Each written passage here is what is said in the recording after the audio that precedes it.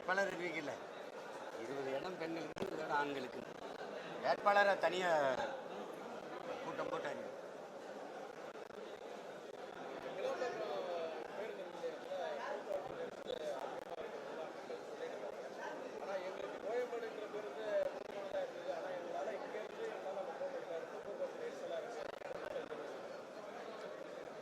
கொஞ்சம் அமைதியாக அதில் தம்பி நமக்கு இதுவே போதுமானது. ரெண்டாவது இது ஒரு நகருக்குள்ளே இருக்குது. இப்போ எடுத்துக்கோங்க, அண்ணன் வந்து மதுரையிலிருந்தோ சிவகங்கையிலிருந்தோ அல்லது கோவையிலிருந்தோ ராம்நாட்டிலிருந்தோ வரேன்னா நான் இங்கே இறங்கினேன்னா இங்கேருந்து ஒரு 200 ரூபா தானியை கொடுத்தா போதும், ஒரு இது குறையும்.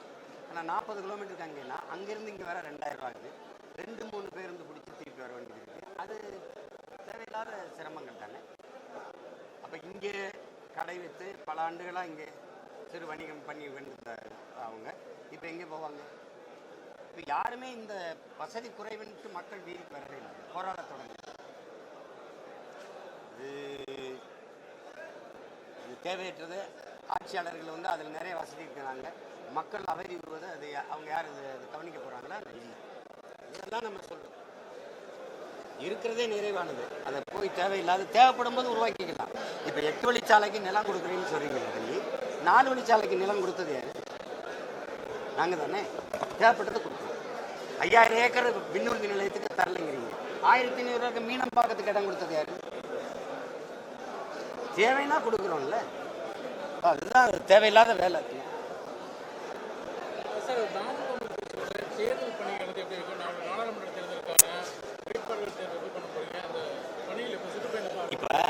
இப்போ அண்ணன் வந்து இப்போ பயணம் தொடங்கி வரும்போதே வேட்பாளர் தேர்வு அங்கங்கே செஞ்சிருவேன். மொத்தமாக தேர்தல் அறிவித்த பிறகு ஒரு திருச்சியில் அல்லது சென்னையில் அல்லது ஏதோ மையப்பகுதியில் வச்சு மொத்த வேட்பாளரையும் மேடையில் வச்சு அறிவிக்கும்.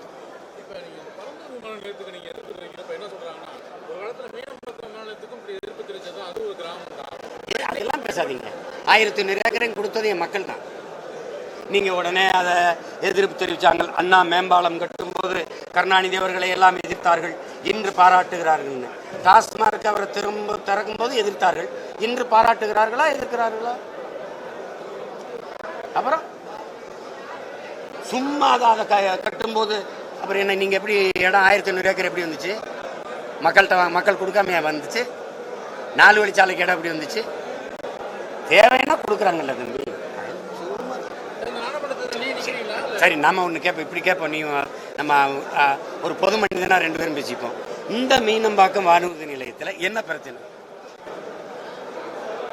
உலகத்தின் மிகப்பெரிய வானூர்தியை இறங்கி ஏறிடுச்சு, பறந்துருச்சு, இறங்கி பறந்துருச்சு.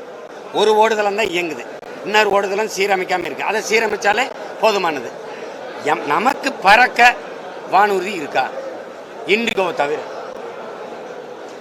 ஒரே வண்டி தம்பி. அவர் சொல்றதான் கட்டணம், அவர் எடுக்கிறதா நேரம், அவர் பறக்குனது தான் நீங்க போகணும். அது இல்லைன்னா இல்லை, அவ்வளோதான். நீங்க அவசர பயணம்னா ஒரு சரியான நேரத்துக்கு போனோம்னா வாய்ப்பு இல்லை. அப்புறம் இதுக்கு தம்பி 5000 ஒரு வண்டி பறக்க 5000 ஏக்கரா? சொந்தமா ஒரு விண்ணூர்தி கூட இல்லாத நாட்டுக்கு 5000 ஏக்கர்ல ஏர்போர்ட் இருக்கு தம்பி. அதெல்லாம் என்ன தம்பி இது வேலை? புரியல.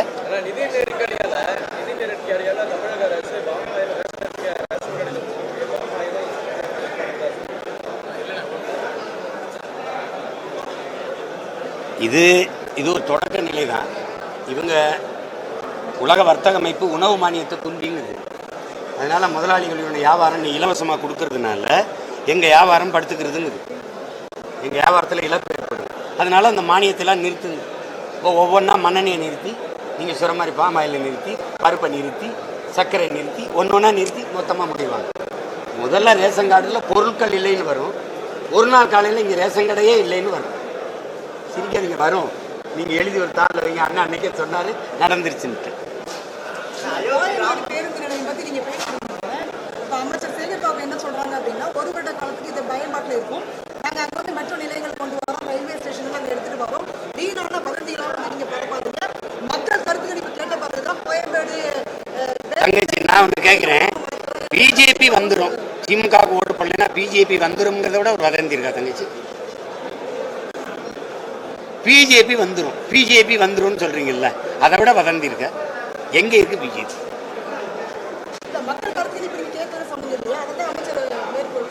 மக்கள் கருத்து கணிப்பு இப்படி சொல்றாங்களா?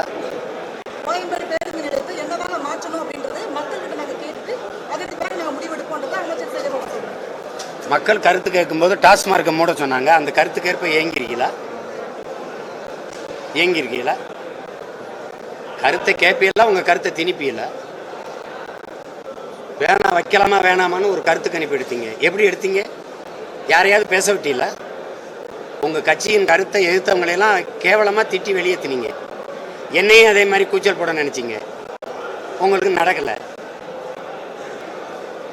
நீங்க அடிக்கடி பணங்காட்டு நரி, இது சலசலப்புக்கு அந்த நீ பணங்காட்டு நரி, பணங்காடே நான் தான். அங்கதான் சொன்ன நீ பணங்காட்டு நரின்னா நான் வன்னிக்காட்டு புலின்னு. சும்மா இதே தான் கருத்து கேட்பு. எந்த இடத்துல நீங்க ஜனநாயக முறையில் நடந்திருக்கு? மக்களின் விருப்பம் இல்லை, கைவிட்டிருக்கீங்களா? அதாவது ஒரு திட்டத்தை பரந்தூர் விமான நிலையம் வேணாம்னு அந்த அந்த அந்த 5000 ஏக்கர்ல நிலப்பரப்பில் வாழ்கிற மக்கள் வீதியில் போராடுறது மக்களின் கருத்து, மதிப்பளிச்சிருக்கீங்களா? அணு உலை வேணாம்னு 2 வருஷம் போராடுறது என் மக்களின் கருத்து, மதிப்பளிச்சிருக்கீங்களா? 8 வழிச்சாலை வேணா, என் நிலத்தை பறிக்காத, என் விளைநிலங்களை என்கிட்ட கொடு, மக்களின் கருத்து, மதிப்பளிச்சிருக்கீங்களா? சிப்காட்டுக்கு தொழிற்சாலைங்கிற பேர்ல என் விளைநிலத்தை கையகப்படுத்தாதே அப்படின்னு மக்கள் போராடினாங்க திருவண்ணாமலையில். அந்த கருத்துக்கு மதிப்பு, கருத்து தானே அது, கருத்தை முன் வச்சு தானே வேதிக்கு வந்து போராடினாங்க. அந்த கருத்துக்கு மதிப்பளிச்சிருக்கீங்களா? போராடின மேலே குண்டாசு போட்டீங்க, அடக்குமுறை ஒடுக்குமுறை ஏவி விட்டீங்க, ஸ்டெர்லைட்டை மூடுங்கன்னு என் மக்களின் கருத்து. பெரும் எண்ணிக்கையில் பேரணியா வந்து மனு கொடுக்க வந்த இடத்துல துப்பாக்கி நடத்தி கலைச்சி விட்டீங்க. மக்களின் கருத்துக்கு என்னைக்கு மதிப்பளிச்சிருக்கீங்க? இது கருத்து கணிப்புன்னு நீங்க சொல்றீங்க. பாதகம் செய்பவரை கண்டால் நாம் பயங்கொள்ளலாகாது பாப்பா, மோதி மிதித்து விடு பாப்பா, அவர் முகத்தில் உமிழ்ந்து விடு பாப்பா. அண்மை செய்திகளை உடனுக்குடன் தெரிந்து கொள்ள இணைந்திருங்கள் இயம்நாடு தொலைக்காட்சியுடன்.